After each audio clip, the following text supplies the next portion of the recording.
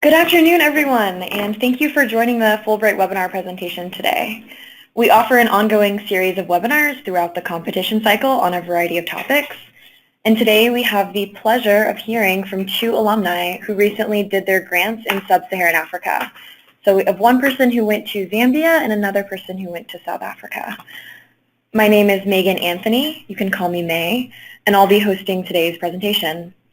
I manage outreach and recruitment for the Fulbright U.S. Scholar Program to Sub-Saharan Africa at the Institute of International Education in Washington, D.C.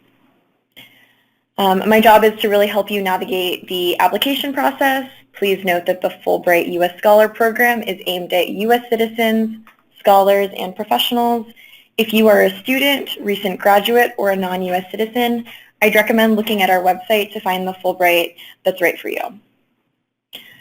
So I will first start with a really brief overview of the Fulbright Scholar Program and then spend the majority of the time hearing from the alumni and answering any questions that you have. If you would like a more thorough overview of the program to Sub-Saharan Africa or any of our other Fulbright Scholar opportunities, please take a look at our website. We have a section of recorded webinars. And as a note as well, this webinar, if you can't stay for the whole time or if you'd like to look at the PowerPoint later, will be recorded within 5 business days. So next week, it should be online. So the Fulbright program has been around for about 75 years. It's a program that values academic achievement, but it's really about people-to-people diplomacy.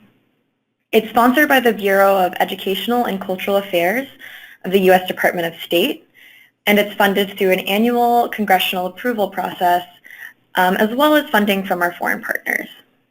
It enjoys strong bipartisan support.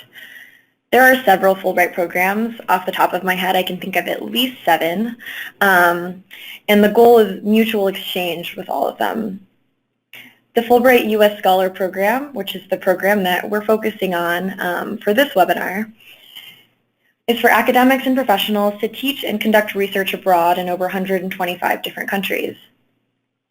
We offer about 50 awards to Africa, to 27 countries within Sub-Saharan Africa. And I'm not going to talk about all of the opportunities today, but I will briefly talk about how to find the opportunity that's right for you if you're still in the stage where you're not quite sure what you would like to apply for.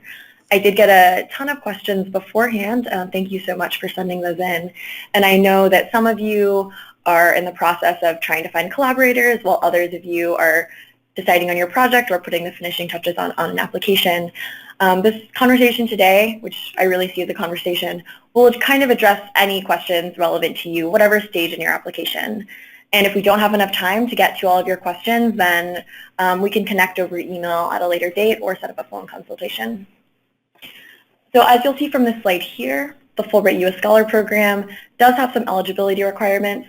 The full list is online, but U.S. citizen and decree requirements are listed on our website. So the way it works is that we have about 500 award opportunities, as I mentioned, about 50 for Sub-Saharan Africa, and each award will specify the degree that they require.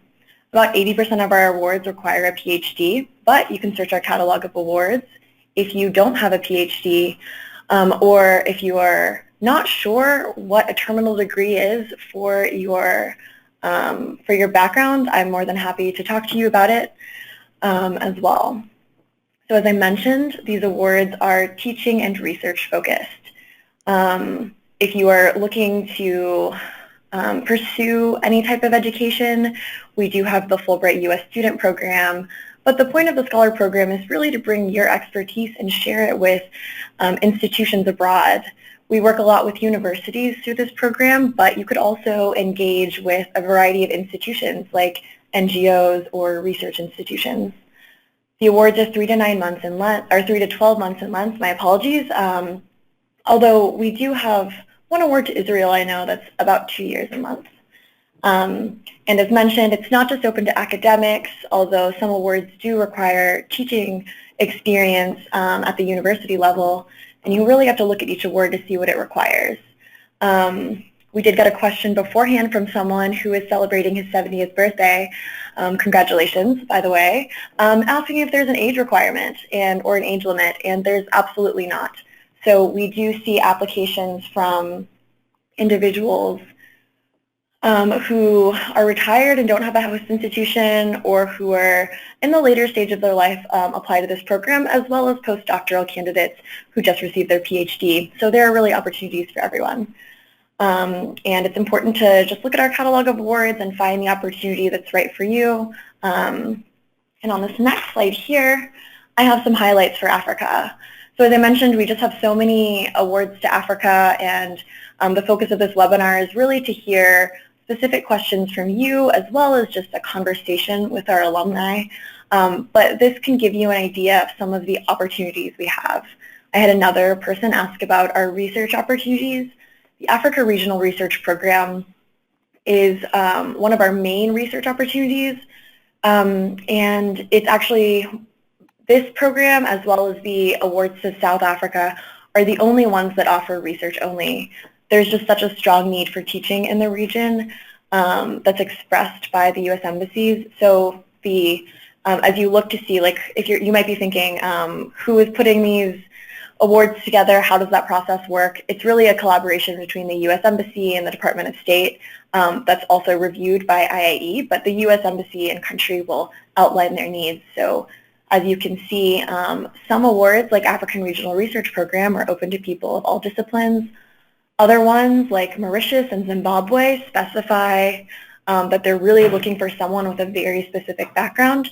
And we also have awards like the award to Zambia, which is looking for people in a variety of fields like international relations, accounting, political science, and so on. And they will give priority to applications in the fields that they've outlined. So here I've just given you some information about the awards. You know, I can't go into detail about all of them at this time, but as you can see, like, a lot of them are longer term. For some of them, you do need proficiency or some understanding of another language. And you'll see that the activities vary as well. So some of them will offer teaching research, some will be research only, some will be teaching only. There are quite a variety of options, and we generally say there is a Fulbright for you. It's just a matter of finding it and doing a little bit of homework about that. And then once you found the catalog, once you found the award you're interested in, it's about talking to people in country, finding a collaborator in country, whether it's at an institution of higher education or another kind of institution. And this next slide here, we'll talk about some of the resources that we have to offer. So we do, we list on our website all of the components of the application.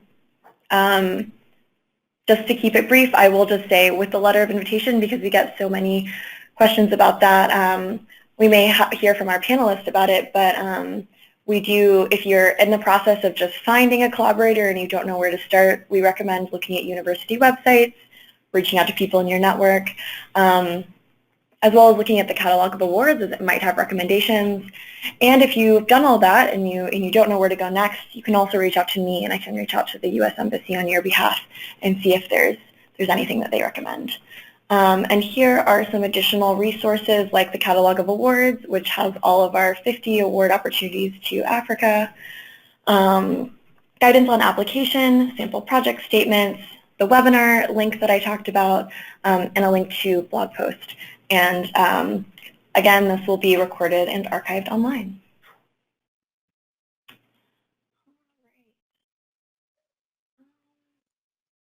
Great. So now I do want to start talking with the alumni. I see that right now online we just have one of them, but I think we can still get started with that. So we have Dr. Tanja Karp, and I hope that Dr. Hunning is also able to join us in a little bit, but I know she was finishing up a class. But Dr. Tanya, could you just introduce yourself and tell us a little bit about your academic background and area of expertise, and how and why you decided to apply to the Fulbright program? Sure, May. Thanks so much. So I was in South Africa. Well, I am, let's stop there. I'm currently an associate professor for electrical and computer engineering at Texas Tech University. And my focus is on engineering education. And at Texas Tech, I work a lot with teachers and schools to promote STEM education. And I organize a robotics competition that aims at engaging young students into the STEM disciplines by participating in that competition. So for my Fulbright, I really wanted to do something related to that work. And I actually always wanted to apply for a Fulbright. When I was a graduate student back in Germany, I saw the flyers at my university. At that time was like the student program to go to the US. And I always thought like, well, that's impossible to get. And eventually, like a classmate of mine a year below got a Fulbright and went to the US and returned and talked about her experience. And I thought, well, God, okay, I missed that chance. So after my PhD, I went to the US, to Texas Tech. And then for a couple of years, I wasn't eligible for a Fulbright because I wasn't a US citizen. So I felt like, oh, this is too bad. But I always was involved in the program, being a Fulbright advisor for our student program and being on the committee. So how did I end up applying for a Fulbright? Well, it was in the back of my head. It was something I wanted to do, and it was something I wanted to be special. I knew I didn't want to go to a European country that I could go and visit, but I wanted this Fulbright to be something special that I will remember for the rest of my life and something I wouldn't have done otherwise.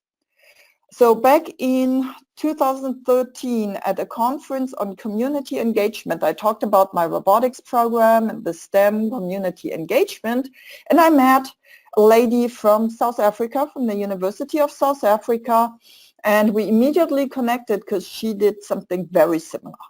So kind of like during the whole conference, we talked, and I told her about what I was doing and how the program that I'm running at Texas Tech would be beneficial for the youth in South Africa. And she talked about her programs, and we actually stayed in touch and started a pilot project, an international robotics competition the year after, and seeing that we really were kind of like on the same page and worked well together, I eventually asked the question, so how would you feel about me coming to South Africa and being a Fulbright scholar?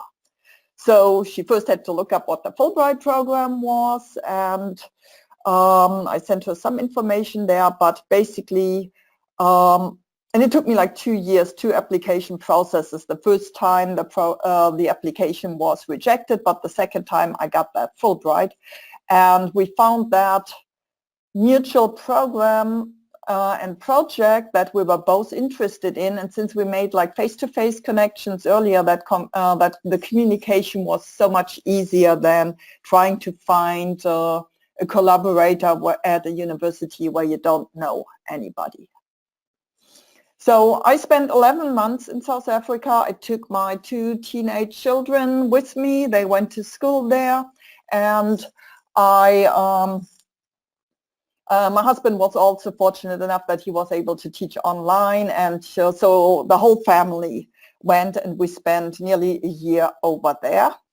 On the research side, my first semester really was looking into what's going on already. I had that idea, and part of the proposal was to implement a new robotics competition to engage in STEM in South Africa. That's at a beginner level, but I wanted to be sure through experience that it's really something they needed. And one of the great things with the Fulbright program is that Fulbright acknowledges this flexibility. Well, you have like a great proposal, but the moment you go, things might work out differently. But actually, I got to know nearly everybody involved in STEM education and particularly engineering education among elementary middle school students.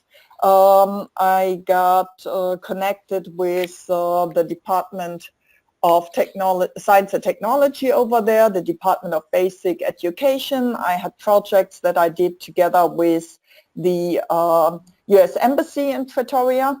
And just kind of like being in the capital, being stationed there for me was a big difference because there was so much more visibility on all the initiatives that we did, and there are so many more like foundations and NGOs that were interested in what we were doing compared to being in West Texas. So kind of like getting my foot into the door, participating in ongoing activities and getting a feeling for the country was the first semester, and then the second semester we actually did implement the part of the project that I had in mind, like a beginner's competition. On the teaching side, it was a little more tedious because there was, despite having made like connections early on, and we planned for success and submitted paperwork early for teaching new classes, they weren't in their catalog until the second semester. So in the first semester, I did informal teaching. We had a group of university students who were interested in learning about robotics. They were mostly engineering students, but they came also from other disciplines.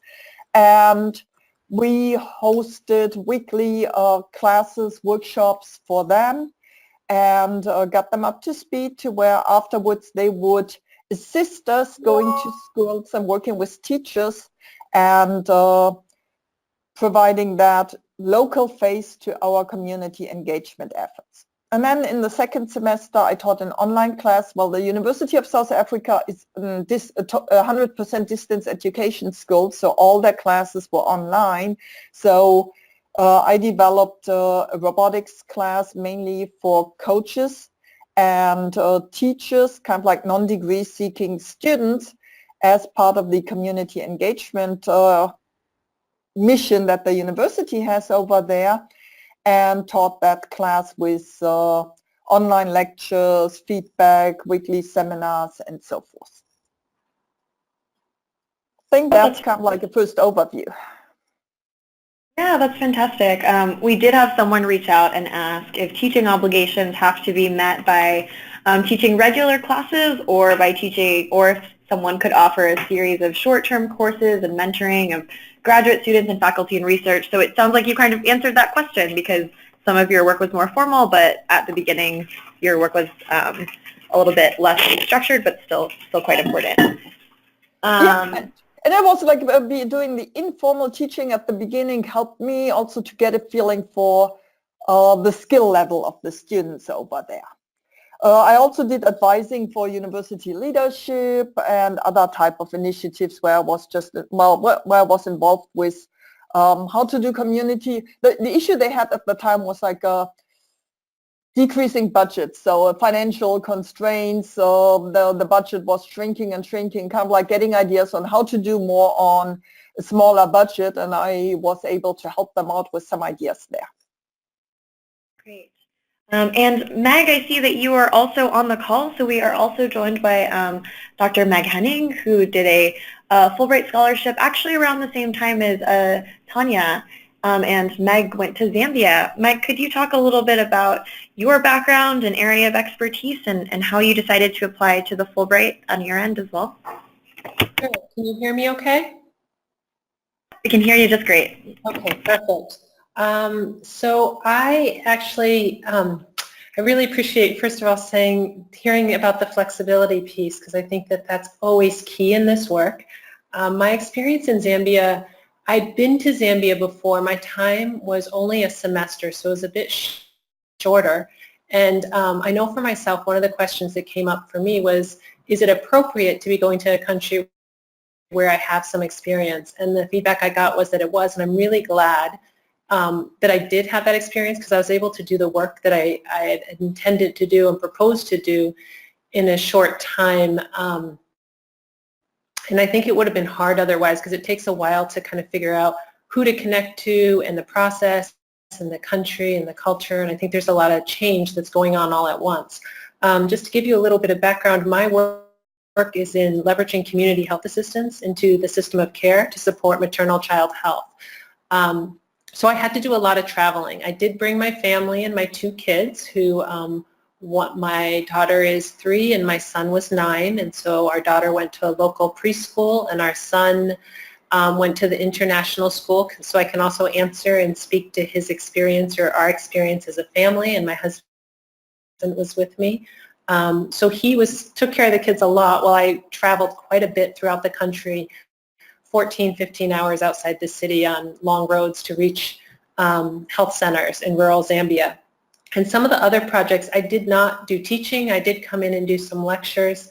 I also had the wonderful opportunity that evolved once I was there from the work. And it was a great opportunity because I got to meet folks who had common interest in working with community health assistants, and we'd only read each other's articles. And so this opportunity allowed me to come together with other faculty at the University of Zambia who had common interest as mine, and really have some protected time to work together, build a relationship. We're still working together. We've published 2 papers. We're still in contact. But the other piece that I wanted to be sure to mention was that we also started working on an undergraduate program in health promotion. And that came out of their need, having me there, and we're still working on that now. So it's really exciting, I think, to stay open to the opportunity, sort of have what you want to do planned, and have an idea of what needs there are and how you can contribute, but also being present to what folks in the country are looking for and needing, and is really, really important. I also started, because mine was research focused, I started all of my IRB pieces prior to going to Zambia. So I did a lot of work email-wise. I didn't do all of it, but I did get started with submitting documentations and starting to think about what I was going to do and how that was going to unfold in a way that would make sense time-wise with my colleagues in Zambia at the university, and thinking about who might be able to come out to the field to help me or kind of point me in the right direction. But I really had to also do a lot on my own and be prepared to do that.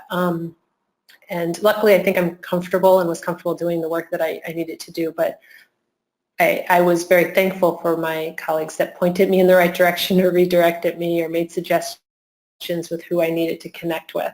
So I think I had both the opportunity to work with other faculty and build that relationship. And again, it's wonderful to have WhatsApp because we still can talk to each other throughout the day while I'm in the U.S. and they're in Zambia, and still continue our collaboration. So that's been really great. And I think if you don't have WhatsApp, it's used everywhere, and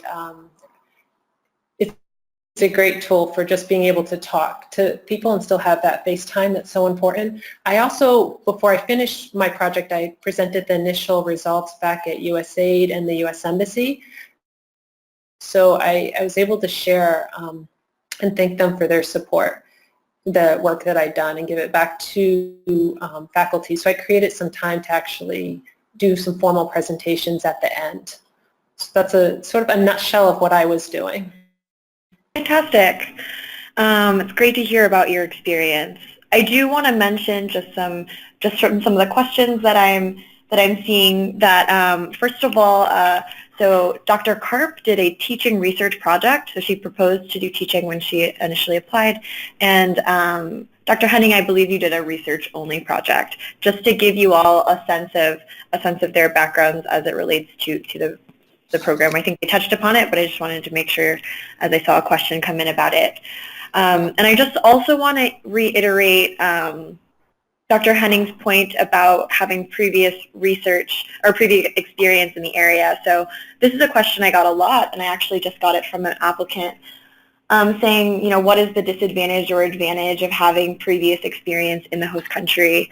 So in general, from the Fulbright perspective, as someone who works in outreach for Fulbright, the Fulbright program as a whole does give advantage to people who haven't had experience, a lot of international experience, people who haven't had a lot of experience in country. It's the way the program is designed, but for specific regions like Sub-Saharan Africa, it's often much more helpful to have experience in the region, and some of our awards actually do state that they give preference to people who have experience in country. And as you can kind of tell by hearing from these two alumni, meeting people in country or traveling to the region was something that was helpful to facilitate them actually going on a grant, and I'm sure it was also helpful when they were writing their proposals. So yeah, that's kind of a convoluted answer, but I would say having previous experience in Sub-Saharan Africa can be quite helpful. If you are also looking at other regions, then it may or may not be helpful depending on what you see in the catalog of awards. And Meg, we had a follow-up question. Someone wanted to ask if you needed to apply for our IRB approval to both institutions, home and Zambia. Could you speak to the IRB process a little bit? Sure, that's a great question, and I think a lot is contingent on where you're doing your work. I sought advice from the University of Zambia. I did apply, I felt like it was the appropriate thing to do, and sought guidance from my institution and UNZA. And so I submitted an application both at my institution and at the University of Zambia. I also had to get approval from the Ministry of Health and every district and province that I worked in. So it's a good thing to think about. I don't think, to be honest, until I started doing it, I went, oh my goodness, I didn't realize I need quite that many levels of approval. But I'm glad I started in advance, because at least when I started, I had the IRB approval. But then when I was on the ground, I would go and introduce myself and get the approval from both provinces where I collected data and districts. Great, thank you.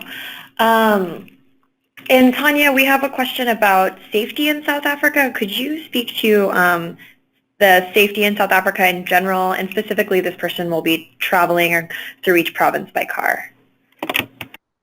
Okay, so I traveled also with professionally as well as with my family throughout South Africa.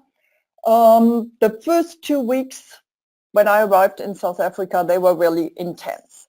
One of the things you do in the first week is you have to go to the U.S. Embassy for a security briefing, and they tell you lots of things you don't want to hear. From videos where they show like car hijacking in the middle of the day in Joburg, they talk about smash and grab. Basically, it's a different culture of what you do and what you don't do in as you drive along in your car. Like every item you have had to go into the trunk. Don't have any bags, whether it's the school bag of the kids or your wallet. Nothing stays kind of like with the passenger in the car, but everything has to go into the boot. You don't see people using their cell phone kind of like as a GPS device on the windshield. There are incidents, there's a lot of traffic in Pretoria, so you really are stuck in traffic at a red traffic light very often. And they talked about leave a car and a half, empty space, have an idea if somebody kind of like with a rock smashes or approaches your car and you think they're going to smash the one of the side windows where you would want to escape, those type of things. And I heard about it from colleagues and friends over there. So there's more awareness of crime. We didn't have any incident, but like my colleague, she had an electric gate on her driveway, and it was always kind of like you open the electric gate, you drive in, you then close the electric gate, and only after the electric gate is closed, you exit your car. In general, so it's different routines, different way of life that you just want to comply with, I think, to not be an easy, naive target. But once I've been there for about a month and also got used to like the left side, driving on the left side of the street, and kind of like got my bearings and knew roughly where I need to go and didn't feel like I was totally lost. It didn't feel any different from driving in the US. It's just kind of like a little like, don't do this and don't. I mean, in the US, I would say don't leave your valuables in the car parked on the street in front of your house overnight. There, it's just kind of like, even if you drive, don't have your valuables visible. Road quality is really amazing.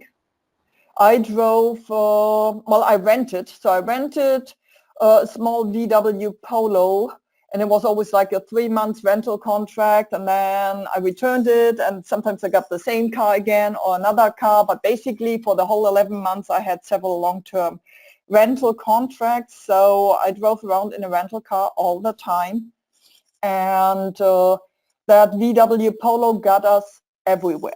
Once in a while you end up on a gravel road, but even then that gravel road is in pretty decent condition. If you want to go to game reserves, wildlife management areas and observe animals, it's a different story. There you might want to have like a more off-road vehicle for that purpose, but just to get around, that VW Polo got us everywhere.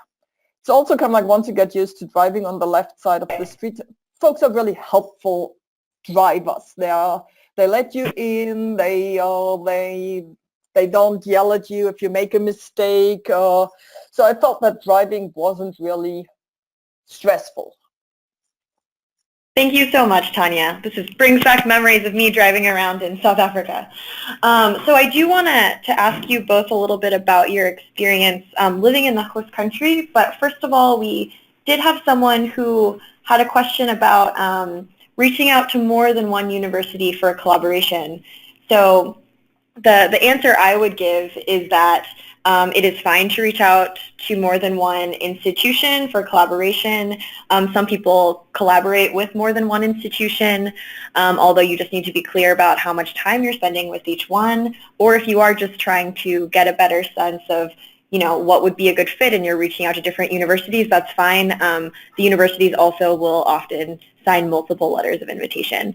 But did either of you get multiple letters of invitation? I just wanted to ask to see if you had any specific experience with that.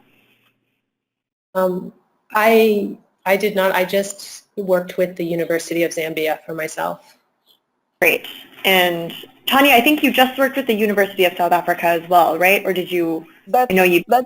That's correct. So it's kind of like, and the other entities I worked with, it was through already existing collaborations at the University of South Africa. So it was through the University of South Africa that we went to like a national science fair and worked with like the South African Agency for Science and Technology Advancement or the science centers, but it all was kind of like exploiting already existing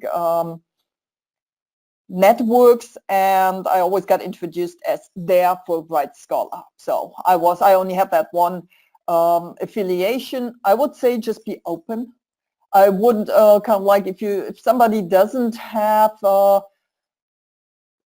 letter of invitation yet, you can kind of like look at different institutions once, just kind of like be open and tell your collaborators what you're up to. Kind of like I have another opportunity at a second university. How do you feel about we make this a collaborative project, something along those lines?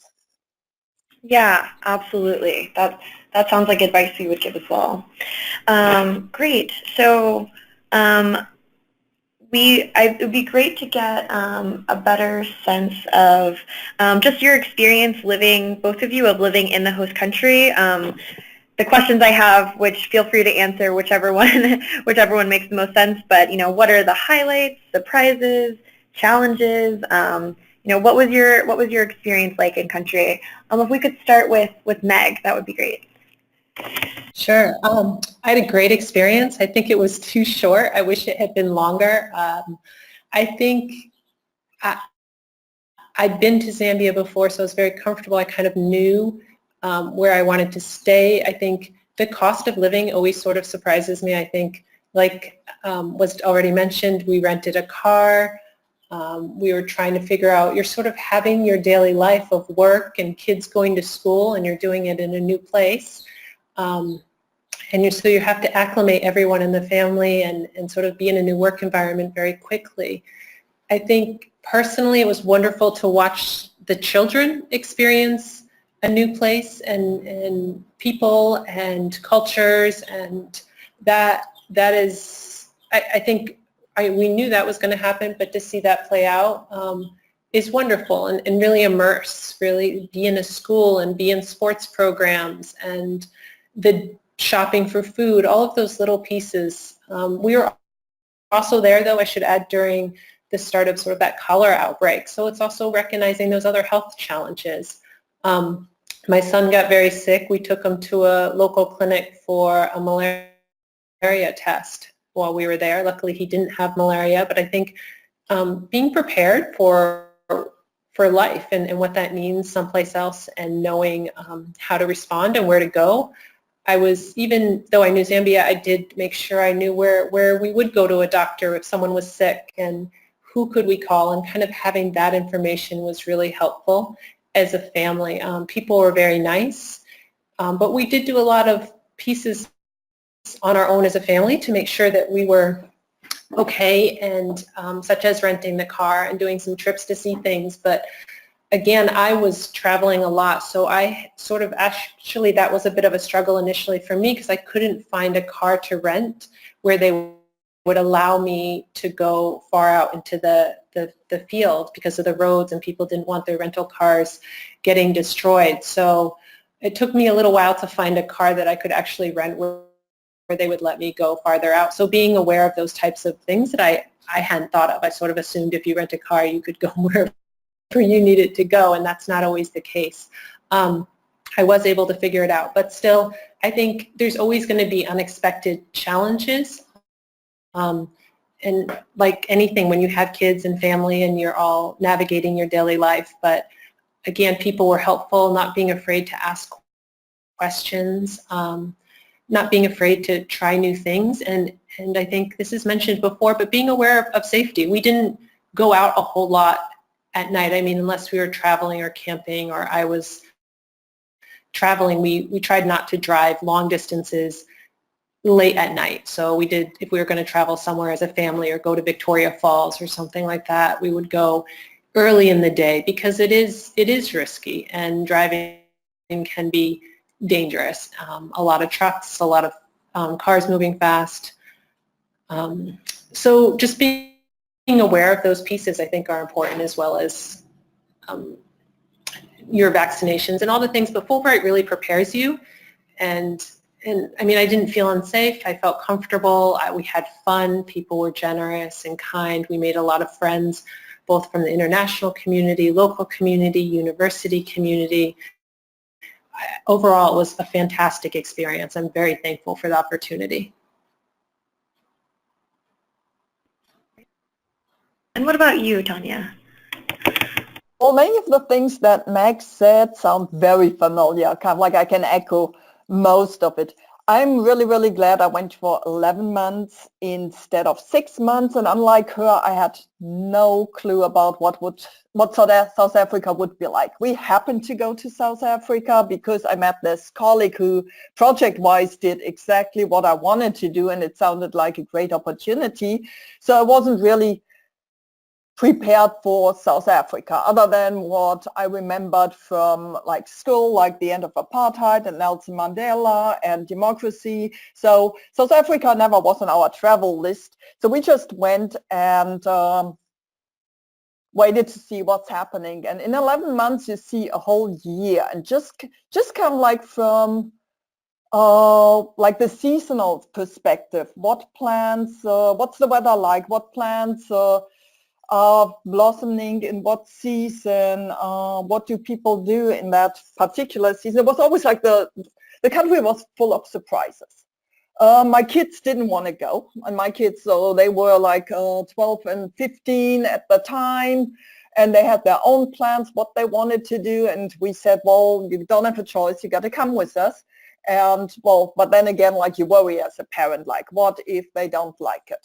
I didn't want it to be an experience that they appreciate like years later, and we got very lucky with the school they enrolled in. It was a mix of a German school and a local, like a German international school, they called it. They had many talented kids from the townships on the on the South African curriculum at the school, and then being in the capital, they had also kind of like the diplomat and expat German kids. So it was a great mix that my kids experienced, and everybody there was very helpful so that they enjoyed it too. And I was just so relieved when it worked out for everybody. But people are, my son termed it as, he said, South Africans are insanely polite. People are really helpful. We got invited immediately. We were asked what it would take to help us. We found people kind of like we could ask about, like, what if I need a doctor, and travel advice. We want to go to this location. How do I drive there? Which roads are safe? Which are not? Is there anything we should or should not see on the way? So from really like a personal perspective, it was amazing. From the university perspective, it was nice, but it was nice since I was a visitor. There's so much logistical chaos and restructuring and reorganization at the University of South Africa that was going on, where I just wasn't prepared for the levels of approvals you need for whatever you're asking for. I wasn't prepared for everything. Like you walk around with a piece of paper and you need 10 different signatures. Half of the folks who need to sign your request don't understand the content, but they still need to sign your request. Lots of political issues, budget issues. So all that was okay to observe. It actually made me feel so much better about my home institution in the U.S. that I would say, like, yeah, for a year it was really nice, and people fight there. People adopt. They just get it to work despite a lot of the structure not working. So I admire them for all the energy they put into getting things to work, but I'm not sure I would have that energy on a long term if I was kind of like in that system. And Tanya, we did have a follow-up question specifically for you, which is more just about the institutional work that you did there. Someone just mentioned that they've been told that the classes at the University of South Africa are taught online, and if this is the case, they wanted to know if that in any way diminished your Fulbright experience, given that you could also teach the same class just like from the U.S. So I guess they're wondering, what was the value of being in country to do this work if it potentially could have been done in the U.S.? It's a good question. So if you're just teaching, I wouldn't recommend the University of South Africa if you're looking for a teaching only award, unless you bring expertise that they don't have. Like in the engineering program, they don't have that many labs. There's the whole structure of like, how do you do an online lab? So there's more knowledge, I would say, in distance education in the U.S. compared to the University of South Africa. So I was really happy. I mean, I would say like the teaching part, that online class I taught, was the least successful and least rewarding experience throughout the Fulbright, because people were like, they signed up for the class, they were non-responsive, the assignments didn't come in. I had a commitment of providing like 15 weeks of curriculum, but if after week 3 you don't hear from anybody, it was just kind of like a very passive group of participants in this class, to where and there were structural issues because the class was for teachers mostly, and the University of South Africa started their semester before the teachers started their semester. There were issues with enrollment and payment and access to the class. The whole online environment is very rudimentary. I mean, I use Blackboard in the US, where you can upload videos and there's a chat room, and there's so many more possibilities there, whereas At the University of South Africa, we were restricted to files not being larger than 10 megabytes. And if we wanted to have a video somewhere, the video had to be, I don't know, hosted on Google Drive, and you just would send them a link. So the teaching part, I was able to tie it in. And so the good part is like we converted that class into a MOOC. We're still working on it. I feel I now have a curriculum developed that reaches an international audience. It allows me, beyond the period of that Fulbright grant, to continue the work I did and educate teachers in robotics in a format that we now keep improving. And the other thing is kind of like Meg mentioned, WhatsApp, that kind of like chat or messaging app for cell phones. And that really was like the way to reach people. Reaching an audience by email was difficult. My experience was also like a wireless network at the universities or at the schools that was different. There was kind of like an attitude among the participants in the class that, well, if my school network doesn't work at the moment, the Wi-Fi is down, then I just don't do anything. We always had to kind of like send a WhatsApp message to everybody, hey, we sent an important email, try to check your email and read it carefully. So yeah, it's, if you bring expertise they don't have, that's cool. It wasn't my favorite part of it. Sure. Yeah, and I would say, a lot of these universities, not just in South Africa, are looking for scholars to help strengthen existing programs or bring expertise that they don't have already, which is why you'll see such a specific request for people with specific backgrounds. I do have a couple of questions from individuals who've written in that I want to combine. So so they're all about award benefits, really in relation to housing and the host universities. So someone wanted to know if the host institutions pay part of the award cost. The awards to Sub-Saharan Africa they're funded fully by the U.S. government. The awards to other regions are either funded by the U.S. government or also funded by foreign governments. So we have these in groups called commissions, which are binational groups, which also, I would say probably about a third of the funding to the Fulbright program is given by foreign governments, and about 2/3 is given by the U.S. government.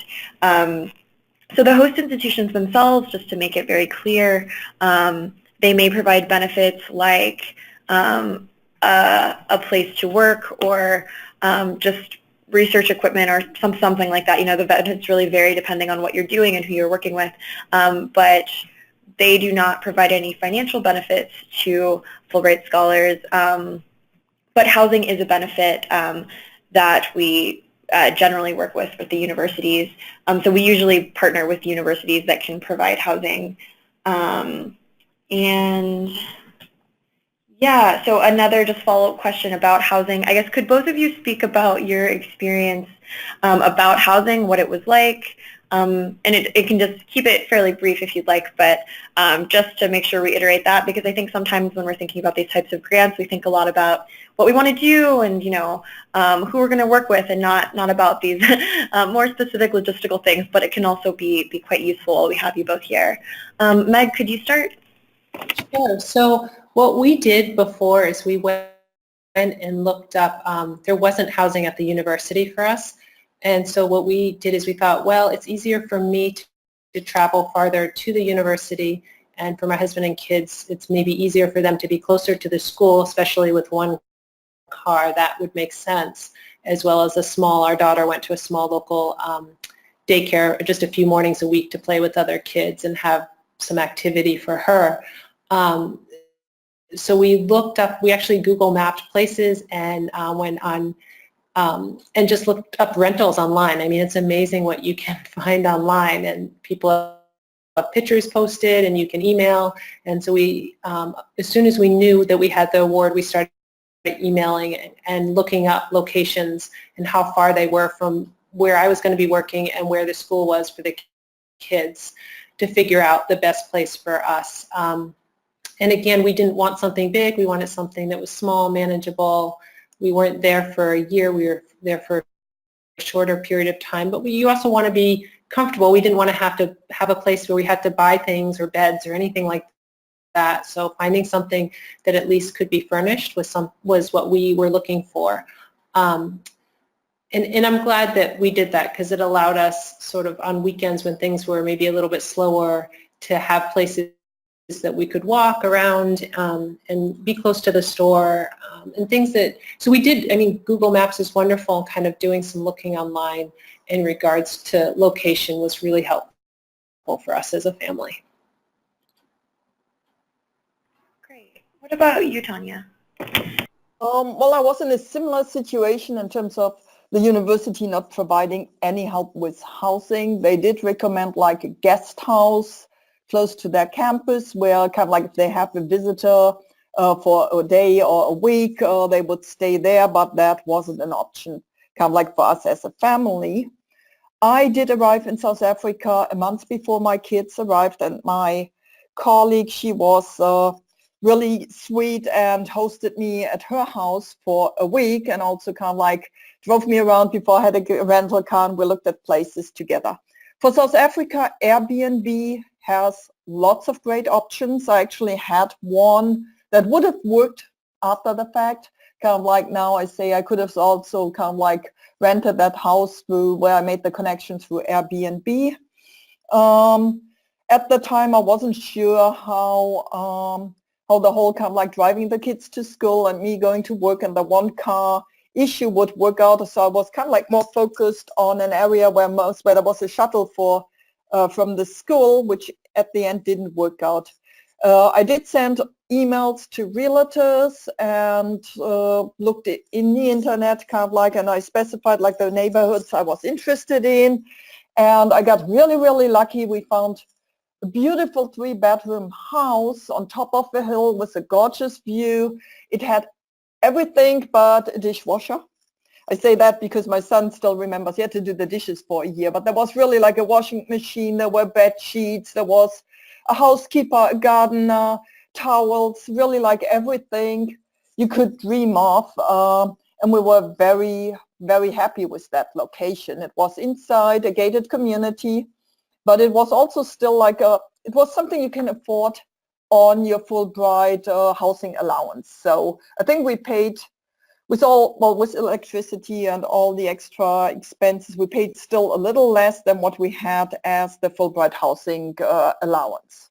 It was kind of like, it was a little stressful until we found the right place, because I was like, oh, the kids are coming in 2 weeks, I still don't have a place.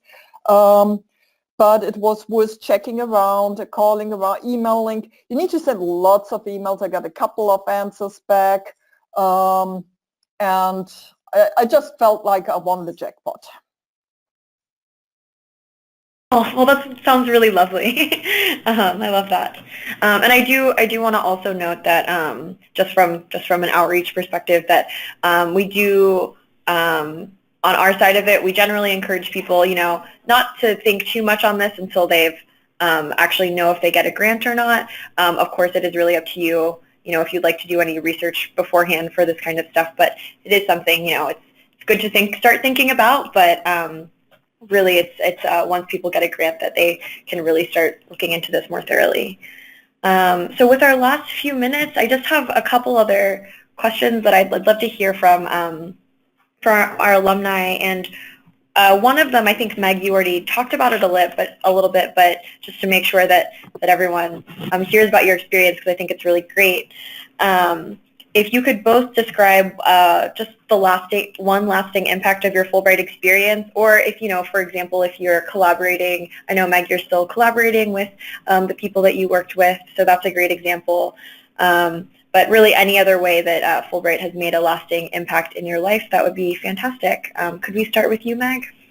Sure. I'll have to answer, and then I'll probably have to log off because I go back to teaching at 1. I'm teaching a summer class, so I've got to run back up there. I'm always happy to answer any questions that people have, or if they want to follow up with me as well, I'm fine with that. I honestly, I had a fantastic experience, and I don't have any challenges. it really, I mean, minor things, but I think the lasting impact, I am very thankful and energized. I think for me as a faculty, energized in the work that's happening internationally and the relationships that I've built in Zambia, to be able to have communication almost on a weekly, bi-weekly basis now with faculty that I started work there with, to know that we've built a trusting relationship, that they like my work, I like their work, and that we are moving forward with other projects now is really exciting to me. So professionally, that's fantastic. And then again, personally, to see the changes in sort of my family, and now when my kids, when we talk about places in the world, it makes sense to them. It resonates with them that the world is big and people live differently. And there's a whole range out there, and I think that that's really important. My son did a lot of came out with myself and my husband to do different community projects. Something that I think also is important, I'm just going to add this on here, and I hope that's okay, is finding something if you're traveling with a partner or spouse where they can get involved. I think can be really helpful and sort of an added experience. My husband ended up working with Circus Zambia. That he's an artist, and so he ended up doing a lot of volunteer work with kids that are in a really tough community, to use circus as a tool for HIV prevention and education. And so he's a faculty here in theater, and so he was able to use that and be involved. So I think it touched our lives, and my life, both professionally and personally, on many, many levels. Meg, thank you so much for sharing that. I'm so glad that we've had a chance to hear about that and hear about the experience of your husband as well and your family. And I'm glad that it was a positive experience. And I so appreciate you fitting this into your busy schedule. So we will let you go and continue on with your Friday. But have a wonderful weekend, and thank you again for taking the time to share your experience. I found it really beneficial, and I think everyone else did as well. And as questions come up, I encourage everyone to reach out and ask. I think we've all been there, and it's sort of a one step at a time, figuring it out, and each situation is going to be different and needs are going to be different, but not being afraid to ask, I think, is really the key, because it is very different. You are getting up and moving your whole world for a little while, but also thinking about the world you're leaving here. I know for me it was planning my home and family and dogs and things that on this end it to be accounted for. So it's a lot of planning, but I think if you just take it one step at a time, it makes a big difference. Great, thank you. And someone else just wrote in thank you as well. So thank you from all of us. I really appreciate that. And have a wonderful Friday, Meg. And Tanya, I guess I'll ask you one last final question. It'll be a combo question, just what I asked Meg as well. If you could describe just any lasting impact, as well as any advice you could give to, potential applicants, we would love to hear from you as well. Well, I regularly wake up in the morning and I look at my cell phone, and there are messages on WhatsApp from both like the teachers I worked with in South Africa, the university faculty I worked with. So my project really still grows and keeps going on beyond the time I was there. And it's just fun. And we're also kind of like, it's a bigger community now. In a way, having been to South Africa and having worked there and combining the work back into what I do at Texas Tech University also gave my research back in the U.S. Like more importance or more recognition. On a personal perspective, I regularly hear from parents who know my son, who came back with us to Texas. He's a freshman in high school now. Like, he's the kid who talks about South Africa a lot. One of his friends gave him like a South African scarf. He wears it like year-round, summer or winter. It's kind of like part of his outfit now. Our daughter, she decided to go and finish high school, like her junior, senior year in Germany, which was kind of like a turnout from the Fulbright, because she went to that German school in South Africa, and it wouldn't have happened without going on that Fulbright. So that's more like on the unanticipated but very positive personal side that life has changed. In general, as advice, Well, that letter of kind of like make contacts. If you get a good letter of invitation, if you make that contact where somebody is responsive and excited about your project, you've already won most of what you need to accomplish, I feel. That's the toughest part in general. Go where your heart wants to take you. Do that project that you're really enthusiastic about and that you think is important. And yeah, as Meg also said, like a lot of the housing issues or visa or school issues, you can worry about them once you get that letter saying you got the Fulbright. There also is a pre-departure orientation for Sub-Saharan Africa, and a lot of important information will be discussed there on how to find houses, how to travel, visa application, and so forth. So you really don't need to worry about like the logistics until, I would say, start worrying when you make it into stage 2 of the application process, like your application goes to the home country, then you can start worrying about like, what do I do with my house at home? Do I take my family with me? What kind of housing would we want? What preparations in terms of IRB, etc. should I do beforehand? But really make it a worthwhile experience by making it that project you're most enthusiastic about, and that's close to your heart.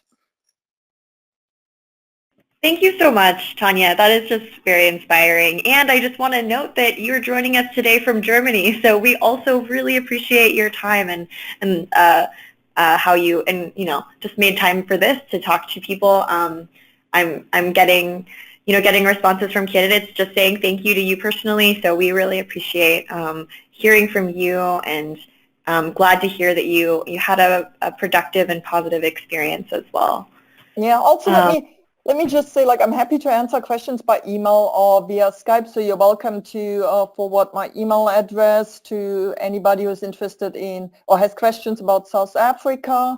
And generally, look at Fulbright has a website of former Fulbright awardees in the specific countries, and normally these people, like Meg and myself, had a very great experience and are more than happy to help. So don't hesitate to go to that website, kind of like who has been in the region at the university or in the country that I am considering, and ask those people, because they have personal connections and they might make connections for you to where afterwards there's far more responsiveness.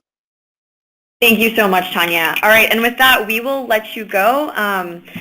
We really appreciate your time, and just really great hearing from you. Thank you so much. You're welcome. All right, so we're a little bit over time, so this will be recorded, but I'm going to take the next 5 minutes and just do some rapid fire of some questions that we haven't gotten to yet from people, mostly who wrote in before, but I do want to make sure that we address the questions that specific people asked. So we just have about 10 questions that I'll go through really quickly with my wonderful colleague, Nick. Can you start? And then we'll go. All right, so Nick will just ask me some questions, and these are ones that were also submitted by applicants. And again, if you have additional questions that are going on in your head right now, feel free to send me an email. My email address is subsaharanafrica@iie.org, and I'm more than happy to speak to you one-on-one. All right, thanks, May. So again, my name is Nick Willan. I'm the Outreach and Selection Coordinator here at IIE. First off, we have a question about affiliation with a home institution. So, May, if you are not affiliated with a home institution, how do you recommend sharing your Fulbright experience when you return? That is a great question. I would say, first of all, that depends on the type of activity that you propose to do. So it's going to be different if you're doing teaching or research, because, of course, there are people who, if they do research, who might be working on a book or publications, as well as teaching, perhaps doing some sort of lectures when they get home in an adjunct capacity or something like that. It really depends on what your project is and the activities that you propose to do there. I always recommend talking to your colleagues to get an idea. of like how they handled it or what they would do. You can take a look at our Fulbright Scholar Directory if you'd like to reach out to alumni. But yeah, just some quick answers for that. Since we do work with a lot of people who don't have home institutions, just think about, how to get your message out there and the different avenues for that. All right, thank you so much. All right, great. So what factors should one consider when choosing a host country at the beginning of their application? So this, I think, I think it really goes down to what you value. So a lot of times when I start these presentations, I talk about just how it fits in your life. So I'll talk about make sure you look for grants that are just feasible. If you can only take 3 months off, if you can only take a month at a time off, or if you have that capacity to go for longer term grants, that's really one thing that's going to affect what you apply for. Or if you have a stronger background in teaching or research, a lot of people do teaching research projects and they want to know advice for that. And my advice would be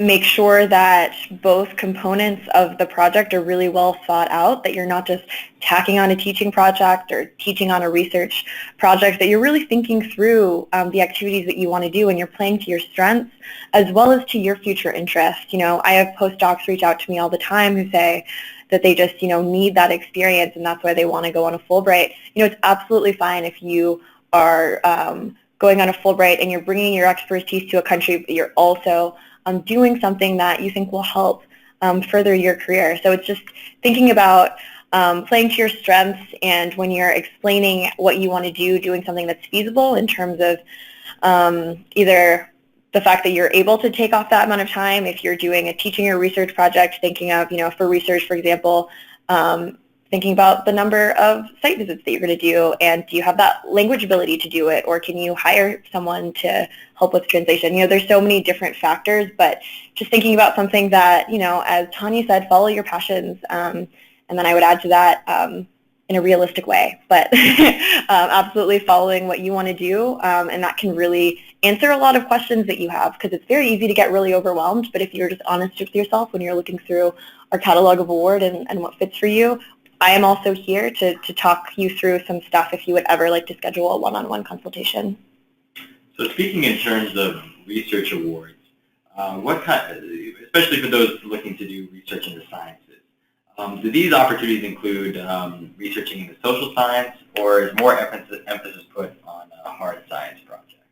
That's a great question. It's going to depend on country to country. I know for South Africa we have a Social Science and Humanities Award. They're specifically looking for people in the social sciences, and we do have many other awards throughout our catalog. So I'd recommend doing a keyword search in our catalog of awards. Keep it more broad than less broad. So for example, if you work in chemistry, then I would put chemistry, not that you work in like oxides or anything really, really specific. Try to keep it a little bit more broad and do a keyword search that way. And I will say we do have a lot of opportunities for hard sciences, which you will see there's a strong need for that. That doesn't mean that what you do isn't really important. It just means that they have maybe a lack of education and they want to see more teachers in those fields who have PhDs. I know, for example, with Ethiopia, they don't have a lot of academics who have PhDs teaching some of those hard sciences, and that's a need there. Just to be frank. All right, next one, Nick. So we have one about timeline. So is it possible to go for a summer period, for example, from May to August? So most of our awards will start June or July. Usually, I think the earliest is July 2019. It's really going to depend on the exact award, so it'll say on the award description when they're looking for someone to start. But these awards are fall 2019, spring 2020. The one exception is the Africa Regional Research Program. So that award is something that I would recommend taking a look at if you just don't have that flexibility with your schedule.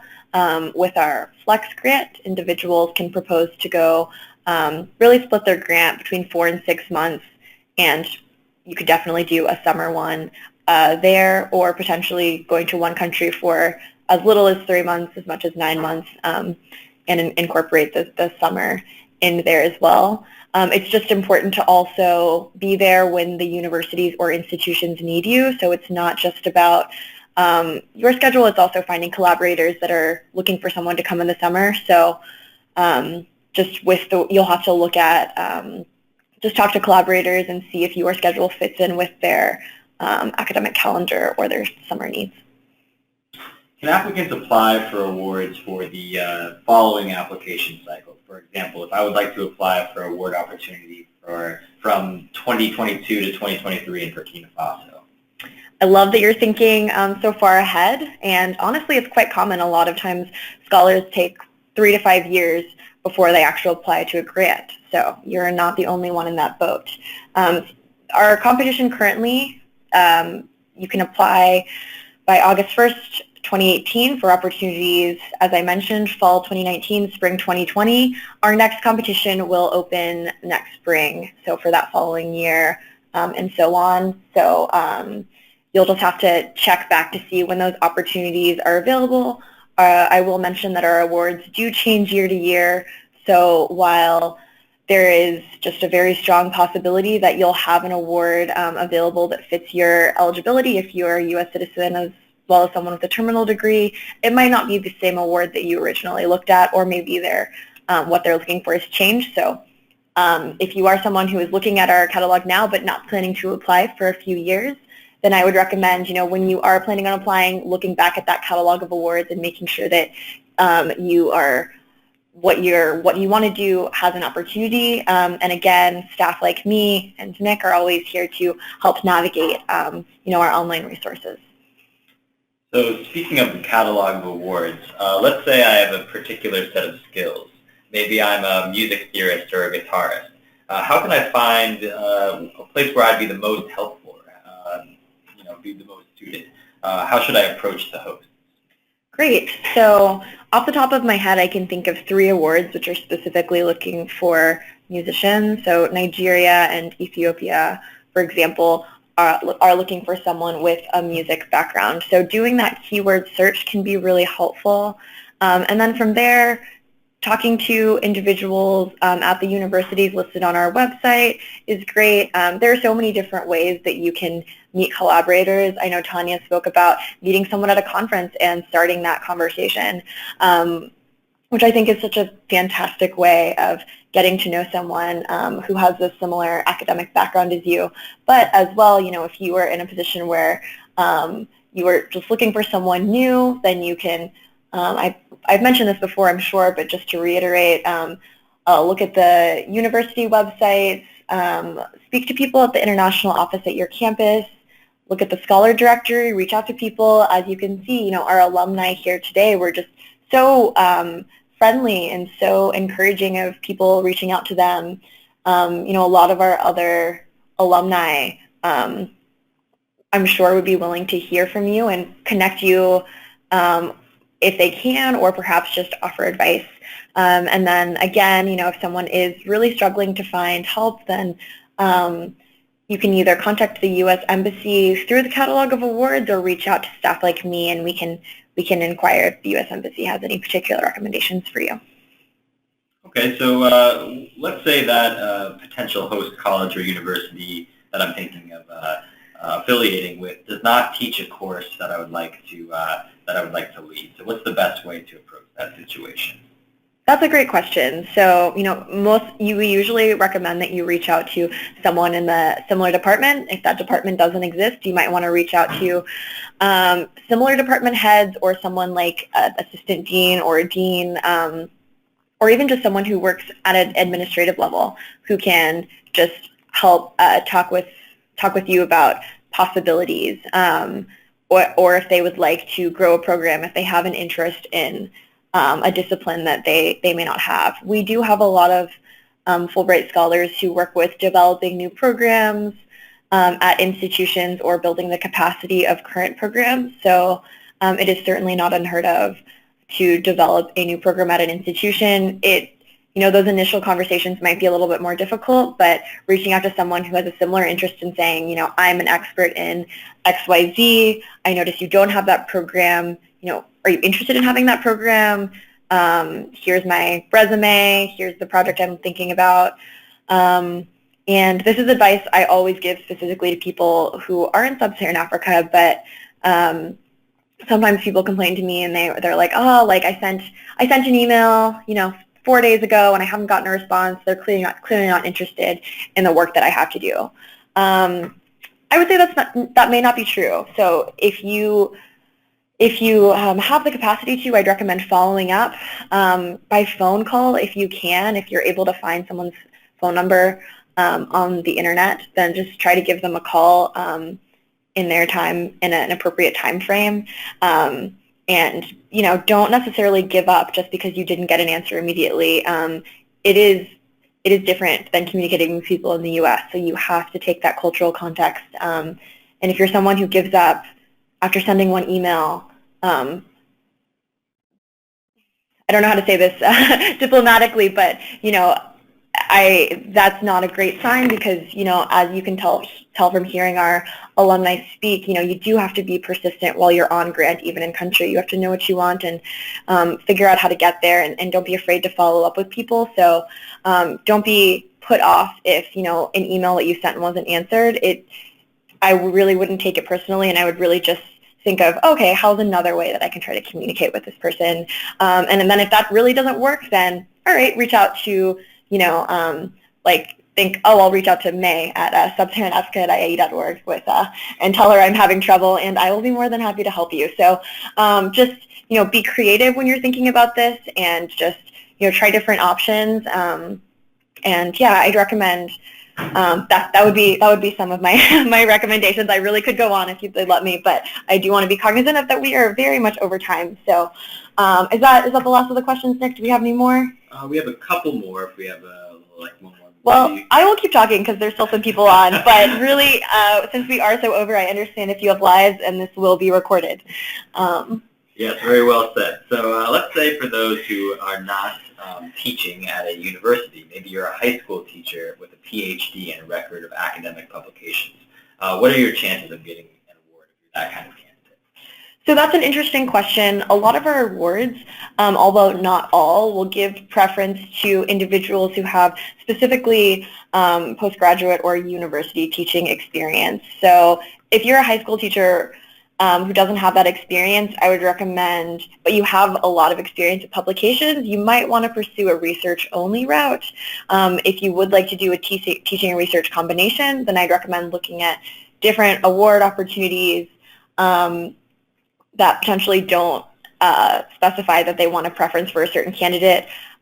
Keeping in mind, though, if you have experience in a certain region, or if your background fits with an award really well, then maybe it's okay to still apply for that award and just talk to your strengths. So speak about how your experience would make you the best fit for this award, why it's really important for you to be there in country, and if you have a strong letter of invitation, then that is also something that can really be a benefit as well. Okay, last question, and then we can finish up. So does any opportunity require residence in Sub-Saharan Africa? So for example, if you currently live in South Africa and may return to the United States within the year, how exactly does that work? So that's an interesting question that I actually haven't heard before. So these opportunities, the Fulbright grant, which as I mentioned is really all about mutual exchange, provides opportunities that have to be done in country. And a huge part of the application process when you're writing a grant is explaining why you need to be in country to do it. So for this grant, if you don't want to be in country, I'm not sure that this would be the best award for you or the best program for you, because we are looking for people who want to go abroad and teach and do research. And another thing I would note is just in terms, I would recommend taking a look at our eligibility requirements. If you've lived outside of the U.S. for, I think it's more than 5 out of 6 calendar years, and we define that as a year is 9 months out of 12 months, then you are most likely not eligible. So I would recommend taking a look at our eligibility requirements, and also feel free to follow up with our staff if you have any questions as to what that means. And with that, thank you so much, Nick and Tanya and Meg and all of you wonderful people who took the time to write in and and listen to me talk for such a long time. I really appreciate it. I hope you all enjoy the rest of your Friday, and if you have any specific questions about your project or just need help finding an award or having trouble finding a letter of invitation, that's what I'm here for. I'm more than happy to provide additional resources via email or set up a phone call. Thank you so much and enjoy your Friday.